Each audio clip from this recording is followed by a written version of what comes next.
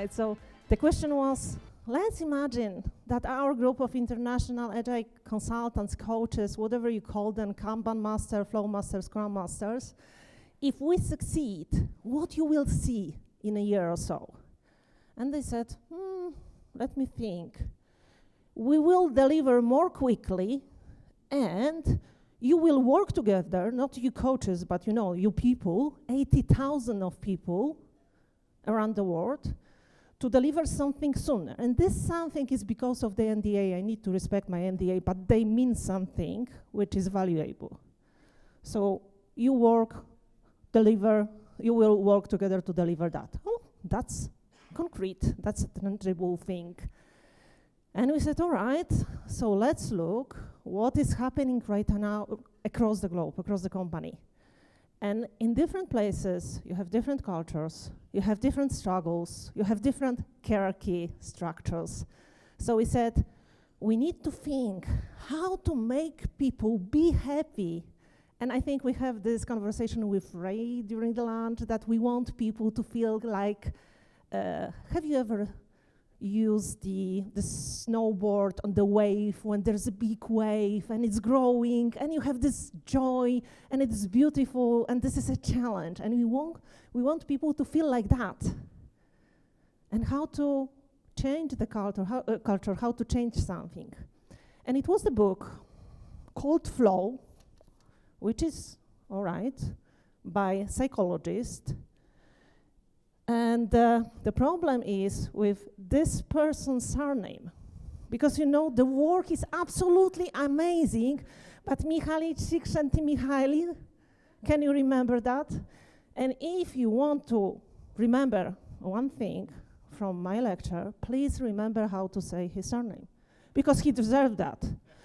So, we are in Las Vegas, right? So let's think about the money and check. You're writing a check. So please repeat after me, word after word. Check. Send. Me. Hi. Very good. And now everything. Check, send me, hi.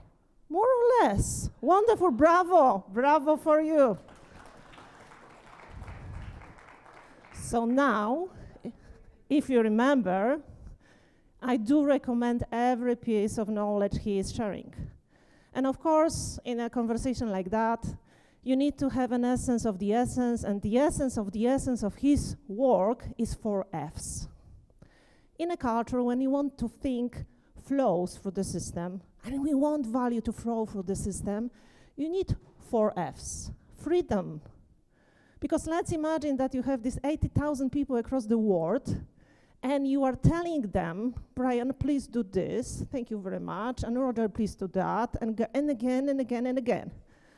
And what Brian is doing most of the time, waiting for another comment, right? And this is a problem. So we want people to use their knowledge and experience to be professional about how are we going to do things. We will align about what we are going to do, why we are going to do that, but about how, I trust you. You are a professional. You are not serving raw meat in hamburger. Of course you don't. And let's agree on the why and what. So this is freedom. Our understanding of freedom. That was easy.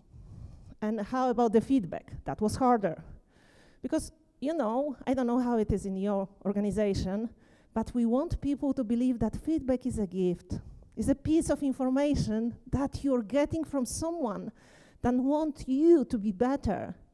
So if after this lecture you can find a piece that I can do better next time, please share it with me. I will treat it as a gift. This is a very important piece of information. If there's something that you liked, please share it with me. This is a very important piece of information as well. So we started to teach people that feedback is a gift. And we started them to give it just, continuously. So not only CI/CD, but also CF, continuous feedback, small things, just after the situation, because I care about you, and it is important. 4%. This is about challenge. So if you are doing something very well, and you are doing it over and over again, it starts to be boring. So we need this small challenge. That's why 4%, not 80% or 100%. Because if you are a jumper and I ask you to jump just a little higher than you used to do, this is a good challenge. This is 4%. But if I ask you to jump above the Statue of Liberty, you will say, well, see you there. That's not happening. That's why we need 4% challenges, something a little more difficult to give you opportunity to learn something, to experience something, to share your knowledge with the colleague. And a focus, you know, I will come back to that. That was the main struggle. So, talking about these changes in culture, we realize that's not enough. We are still not doing the right things the right time. So, there is a beautiful book, absolutely amazing, but have you read it from the start to the end? You are. Thank you so much. This is absolutely amazing. Over 100 principles, which is describing how you can implement flow into the business. But the problem is that this is academic book. The surname, in this case, the surname is all right, but you need to study it. It is not something you are taking on holiday. So when we say, let's read, this is amazing book, they say, what? Just a piece of it? Nah. Maybe first principle, too complicated. So we failed with this one, but fortunately there was a guy, this guy. Can you say who is that? There's a hint here. It's David J. Anderson, right. And he took the essence of this book, the previous book, Flow by Rennerstein, and he called it Kanban. This is, of course, the simplification, and I do apologize, David. This is amazing job. And Kanban was described in the Blue Book, a set of principles and things that are important when you are delivering work from upstream through your downstream to deliver value in a better way. This book was too long as well. But fortunately, David prepared Essential Kanban Contest, the shortest book, 100 pages, too long. But here is the picture, the essence of the book, of the longer book. That could work. Yes, that could work, all right. So we have these practices below. You need to visualize things. Yeah, we need to visualize. That's important. You need to limit your work in progress. Here it goes, focus. Yes, that's important, but let's think about it later. And you need to manage flow. Again, we have a flow here, and all other policies which we will go after we will mature enough to have things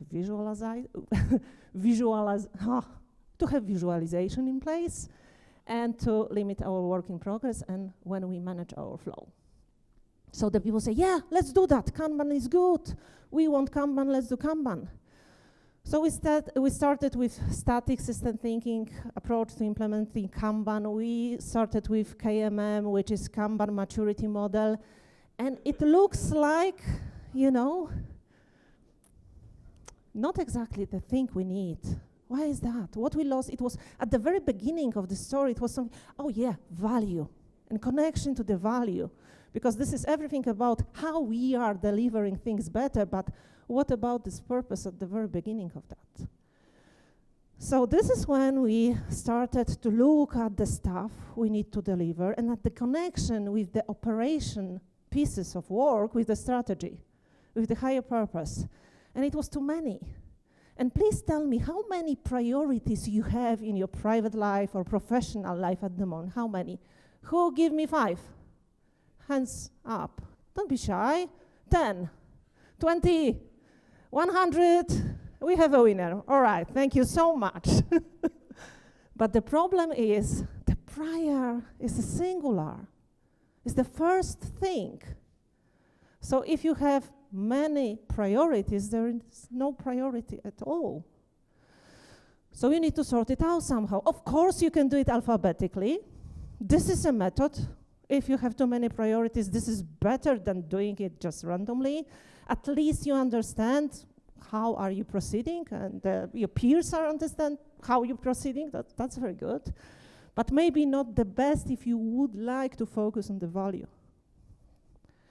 So we started to look into cost of delay. And you know, Vacanti and his talks about, or maybe, apologies, Scaled Agile Framework and Wischief, also, it's a good stuff, but we can't calculate that. It wasn't possible. Big company, 80,000 people, so many initiatives, projects, and products, how to calculate added value. So maybe let's look at the qualitative cost of delay. That's much simpler. You need to understand how quickly you want this thing to be here, whenever, soon, or SAP. This is the category when we are bleeding money, because something needs to be done just right now. So this is this category, and on the other axis, you have a reaction from the business. You have meh reaction. You have, all right, you can have a bonus if you will deliver that, and you can have a killer app, a killer solution. And then the cost of delaying this particular piece of work could be high or very low. And this is a good start for prioritization, not the perfect method, and you will not have an order after that, but that was a really good start of the conversation. So then someone said, but we have the part of the Kanban method which can cover almost that. You know, you can have the emergency and expedite task. This is like ambulance when you have a highway and there is an ambulance. This is only one. This is the thing you need to do. And we have things that need to be delivered on the fixed date, and you need a bug solution for, you need to resolve the bug, and you have the startup things, and you have, of course, you know, this learning part and something like that, 30% probably. So to decide, is it something valuable for our organization or not, we needed data. We need to know, how about those assumptions? Do we have really about 30% or any other number of intangible things, or maybe 90%? Do we have a standard things on this level? And what is a good assumption to go forward? And that was one of the biggest aha moments. We don't know. We can't measure that. We can model it because, you know, we do not have a data. We do not have a connection to value again. So we looked the other way. All right, let's redesign our flow. This is, you know, one of the tools we are, this is Azure, This is Azure DevOps, the real one. You can see 27 items with work in progress limit equal to 5. That was the situation. And Azure DevOps board was one of the many tools in our organization. We are using Jira on premises, and Jira on cloud, and Azure DevOps, and the other things. That was the problem also, because we have this friction that someone mentioned before. So let's redesign it. When we will redesign it, we can measure it, and we can see, are we delivering the right category of things which are connected with value? And it was a meeting, a workshop, people were talking about the flow divided into passive states and active states, and then they presented, and everybody said, oh, bravo, that's a good flow. But this is not what we are having in reality. So we need to be back again and understand why there are so many things before that. If this is our downstream, why there are so many things upstream, and they are here in the board, not only at the very start, but in the middle and from so many sources. Is it something connected with the purpose of our area, our teams? So let's leave it for a moment. Let's do something else. So this is when I was searching, and my colleagues were searching, and we find the Value Stream Management Consortium. And according to the training, as Steve told us on the video, that you need to start with mapping. All right, let's try this. So we have those artifacts. There is an example from Value Stream Management Consortium, and our map we implemented in Miro. We are working mainly in remote environments, so this is implemented in Miro. And this is just the stickers in Miro reflecting our real flow. And here is the realization that we don't know our value stream scope. So how on earth are we going to model this flow if we don't know who is expecting what from who? So we took this canvas, value stream scope canvas, and we've met, and we've discussed, and we've asked, and we've shared this knowledge across our area. And this is a good piece for onboarding, and this is a good piece for conversation with our stakeholders as well. So that was the first step. We know something. Then we modeled this piece of flow as it is, with truth, with honesty. And you can see what? Those blue stickers is the active states. So we have 3 days. The gray ones, this is waiting time. So in total, we were working 7 weeks, but we were waiting over 6 weeks. And that was the pain. And we can see that. And it was, oh my God, which is the point when you realize that you need to do something with this bottleneck. And what was that? That was the very big aha moment. This is the conversation with business about value in this moment. Much too late.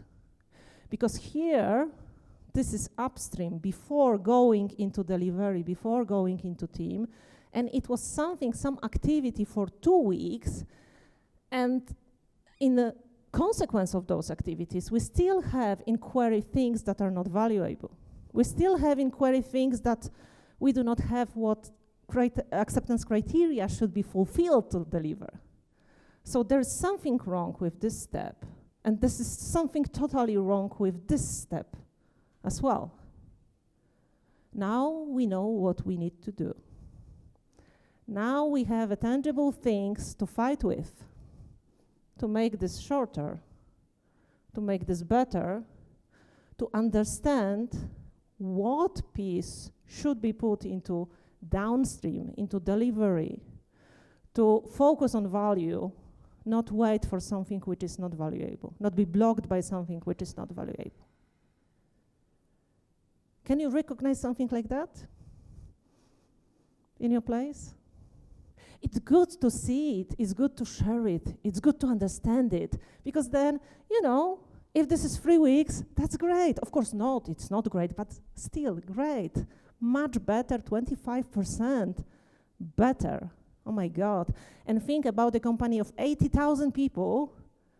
If this is 1 week in one team of so many, how big money it is, right? So we like this moment. We are not ashamed of this. This is the start of the truth. That's why I am allowed to share this on this conference. All right, so if that was a success, we focus on these 4 artifacts, not only in the first teams. Value scope canvas, then value stream map, then target map, a discussion. What we are supposed to deliver here. What is the first change? First small change. And then another, and then another, and then another. Like Gar said, Kaizen approach. This is a cue here. And hypothesis backlog, which is a very powerful tool because, you know, we have this tendency to jump with a solution. Okay, so let's fire the half of developers and let's see what will happen. No? All right. So let's think maybe what's the problem. Then we can have this solution which is connected to the problem. And this is an experiment. We can implement this solution and we can check, is problem solved? If problem is not solved, maybe this is something wrong with the solution. Maybe we can try and provide another solution and check, is problem still existing? So the hypothesis backlog is the 4th most important artifact in our journey. And I know I am at the very beginning, after the year, And this is huge change. And I'm eager to go further on this journey with our teams. Yeah. And you can see here that you have some comments from the team. This is the comment that we are worried about. This is the end of our responsibility. Really? Yeah, so if something will happen after that, you are not responsible for that. Who is? And, sorry? Those people, maybe. And, sorry? Yeah, but you know, this is the comment from the workshop. This is the end of our responsibility. We will deliver that, we merge, and that's it. And this is the beginning of our responsibility, because this is the backlog for the team. So how about conversation before? And how about the conversation after? So this is another step that we can put into our hypothesis backlog. We have a problem. There is no responsibility after this gate. We have a problem. There is not conversation before this gate. So maybe this is the consequence of the lack of the conversation here. Another aha moment. So you can see 4 simple artifacts. And such a change, such a good conversation with respect to the people. And maybe, just maybe, based on that, we can prioritize, we can use prior as a singular. Focus on the things that are most valuable. Okay, I came to you from the healthcare company, so there's prescription for you, but please remember that you need to consult your doctor or pharmacist before using that, and please remember if you are from the other context, that it could not work. So, lessons from us. Remember about 4 Fs when you will have an approach to change your culture. It helped us. Think about the scope of your value stream. Are you familiar? What is it? Who is asking for that? Who is delivering that? Then split your role into active and passive states, because without that, you don't know how long are you waiting for something. You just don't know. And assign and measure a good metrics to this, and have some insights together as a team based on this metric. Maybe it's not the best metrics on the first time, but it's a good start to measure that. Then talk openly about the bottleneck you find within the team and with your peers and with your stakeholders. And finally, we are working in the complex domain, so run experiments. And you know, there are so many things like failed experiment. When experiment failed, what does it mean, in your opinion? What does it mean? You learn nothing, or you are just not able to run this because, I don't know, something happened, people are fired, or the office is in fire, and you just can't do that. This is how experiments fail. But if you learn, as you said, that this is not the solution, your experiments succeed. You have the knowledge. Thank you. So we need to choose another solution and try this with another experiment. So I can share with you that the 7 things helped us a lot, and still we are at the very beginning of the journey. In the 80,000 of the people, I can say the 20 change agents are ready for more, and so am I. Thank you very much.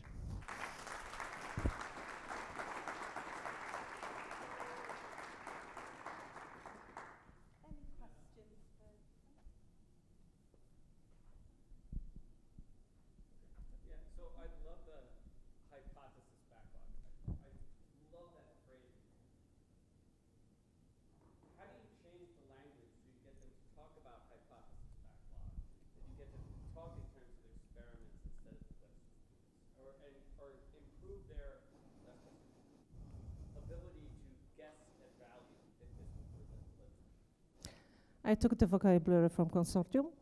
This is the hypothesis backlog is one of the artifacts. And I just came to the people and said, look, I had this training, and it's interesting, and it could help. Let's try it. So in the environment, the subset of this many people, when we had a relationship, we trust each other. Let's try it. And they tried. And it was a team that, after a quarter of the running with this hypothesis backlog, they realized that the time for tests was 50% shortened, and we measured that. And they said, okay, this is good, this is visible, and this is metric connected to that. And based on that, when we can scale this information, when we have a community, because we have communities, community of agile coaches, community of agility, community of engineers, and we are bringing the data. You know, we tried this, and it worked. And in this team, hi, this is the team, hi, we shortened the test time for 50% because that was the problem. That was the message, I think, that stick to the people. I find that the word experiment is where people get hung up on, not as much hypothesis. Hypothesis is that apparently that it used the word hypothesis and somehow disconnected from experiment. Experiment, in some areas, I work a lot with the government. Experiment sounds like it's going to be thrown away, and they don't want any waste, so they don't want any experiment. Therefore, they'll pilot. So there's a lot of semantic funniness that goes on that I find. There's a very interesting way around that, which is experiment sounds like you're throwing something against the wall, but in business, it has to have a valuable business outcome. I think somebody here wrote outcome mapping exercise. I found that beautiful. Valuable business outcome with hypothesis. That's the thing at the end. So I form a hypothesis, I tell how it can be tested, I test it, then I come back and show the results and we decide what to do. So we rebranded experiments as hypothesis testing. But I'm just saying that we're doing the same thing. No, it's sorry, some you're of not the worse. precisely the same thing. The experiment is still the action. Hypothesis is what I form at the beginning. You can even form like lean portfolio management and all sorts of concepts. They're all hypothesis driven. It's scientific method. There will be something that is produced at the end of it, and it's not the adjacent possible. If we had mixing two chemicals together, see what the explosion looks like. It has to prove something at the end, and if it doesn't, then it's going to be probably shut down. Honestly, this is quantum with using scientific language. People can understand the science. It's not just randomly doing crap. I think from my experiences with this, what I saw was when I was doing value stream mapping and I wrote an action plan at the end, the actions were do this task, but there was no consequence to the task. So that's when I started thinking about hypotheses, and I noticed this in training as well, because we'd ask people to write an experiment at the end, and we'd give them a format, and they'd go, if I go away and read the Phoenix Project by the end of June, then I'll have learned something. I was like, that's not an experiment. So in the course, you find a very specific hypothesis format, and it's about dates, and it's about quantities of measures of things that you're going to look at. And the reason I like the backlog thing over a plan is because the other thing that happens after you've done value stream mapping is, where do you put all the actions? We've already got a product backlog. Does it go in there? Probably. And using the same terminology kind of helped with that as well.